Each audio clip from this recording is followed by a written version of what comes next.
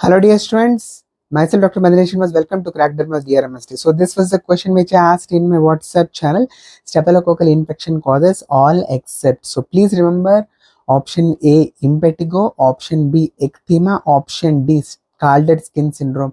All these can be produced by Staphylococcus.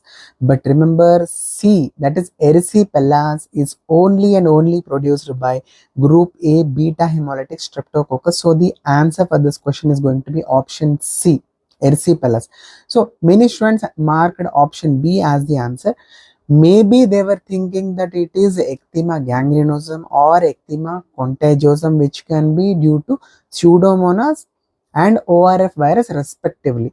Okay, but please remember there's one more entity called as ecthyma pyogenicum, which is a deeper variant of the impetigo. It is a bacterial infection where Staphylococcus is important causative agent. So option C is the correct answer for this question. So I hope this video made it clear. That is the reason why I'm making a video and discussing this question, because almost 100 of the students made this wrong.